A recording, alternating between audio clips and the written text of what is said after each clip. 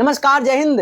आज का ये जो प्रश्न है निर्देशांक ज्यामिति से लिया गया है, जो कि काफी इंपॉर्टेंट है आपकी एग्जाम की दृष्टि से। बिल्कुल इसे मिस नहीं करेंगे क्योंकि बहुत ही मजेदार तरीके से इसको हल करने वाले हैं हम।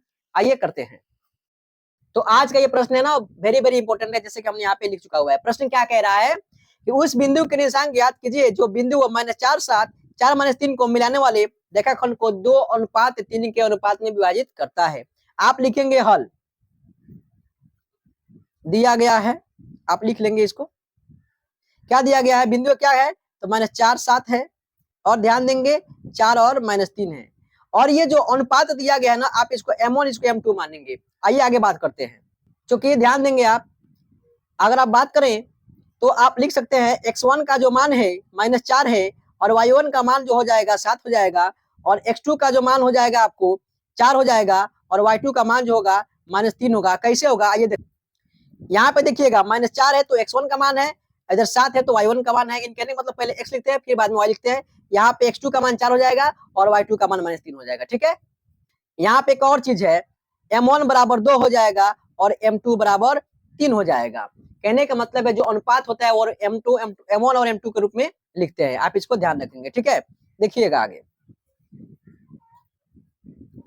कहने का मतलब है, अब बात आती है फॉर्मूला की, बिंदुओं निकालने के लिए। देखिएगा, बिंदुओं निकालने के लिए फॉर्मूला क्या है समझेंगे।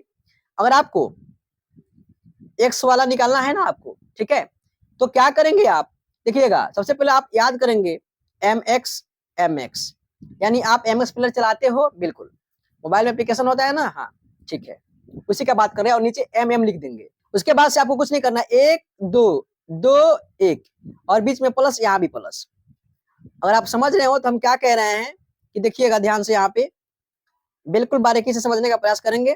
देखिएगा ये जो वैल्यू हुआ निकल करके आया किसका, तो आपका x का, यानी x का फॉर्मूला होगा। यानी कहने का मतलब है कि m1 x2 plus m2 x1 बटा m1 और m2। यहाँ पे क्या हो जाएगा, m1 और m2। उसी प्रकार से अगर आपको y का निकालना है तो वही होगा, आपको करना है माई क्या, माई बटा mm। बात करेंगे तो 1 2 2 1 1 2 बीच में क्या प्लस कर देंगे।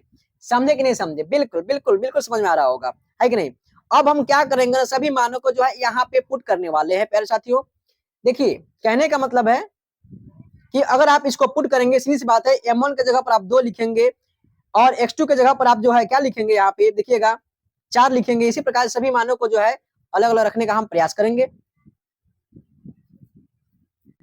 तो यहाँ पे हम रखते हैं x बराबर, देखिए m1 का मान क्या था, तो क्या था 2, और गुना x2 का मान क्या था बताइए, याद है आपको, आपने नोट किया हुआ है। x2 का मान क्या था आपका, तो 4 था।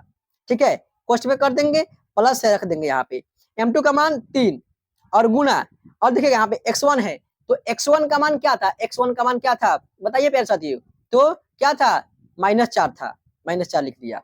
ओके, बाटा m1 प्लस m2 यानी 2 प्लस 3। ठीक है, तो क्या निकाल कर देगा यहाँ से, 2 चौके 8 प्लस 4 त्रिको 12, तो प्लस माइनस क्या हो जाएगा, यहाँ पे माइनस हो जाएगा 12 बटा 5। यानी बात करें तो x का मान आ जाएगा -7 बटा 5। चलिए आपका तो ये x का मान निकल गया आसानी से। समझे कि नहीं समझे, बिल्कुल आप समझ गए होंगे। x का मान क्या निकला, तो -7 बटा 5 निकला। आइए इसको हम साइड में करते हैं तो थोड़ा सा, बिल्कुल उसी प्रकार से आप y का मान निकालेंगे। मैं फॉर्मूला को यहाँ से इरेज करता हूँ इसको, ठीक है ना, ताकि हमको स्पेस मिल जाए और आपको समझा सके बढ़िया से। ओके, इसको भी मैं यहाँ से थोड़ा सा इधर साइड में कर लेता हूँ, बिल्कुल। अब देखिएगा y, यानी y के लिए क्या है, m1 क्या है 2 गुणे y2 का वैल्यू क्या है पता है आपको, है ना। y2 का वैल्यू क्या है, देखेंगे यहाँ पे y2 का वैल्यू यहाँ पे क्या है, तो -3 है। y2 का वैल्यू -3 है, ठीक है।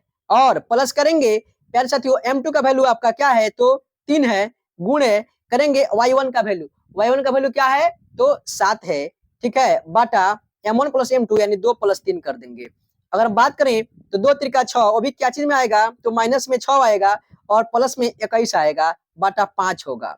बात करें इसको, एक काम करते हैं, इसको भी थोड़ा सा साइड में कर लेते हैं ताकि दिक्कत ना हो लिखने में, है ना। चलिए भाई साहब तो यहाँ आ जाओ। ओके, अब देखिएगा यहाँ पे लिखेंगे 21 में से अगर 6 घटाएंगे तो 15 आएगा, 15 बटा 5 करेंगे कितना आएगा, तो 3 आएगा, 5 त्रिको 15, यानी x का मान आपको आया -7 बटा 5 और y का मान क्या आया, 3 आया। यही आपका सही उत्तर होगा, यही आपको पूछा जा रहा था। समझे नहीं समझे? समझ में आया हो तो वीडियो को लाइक कर दीजिए, प्यारा सा कमेंट कर दीजिए। मिलेंगे अगले क्लास में हम किसी नए टॉपिक के साथ, तब तक के लिए जय हिंद।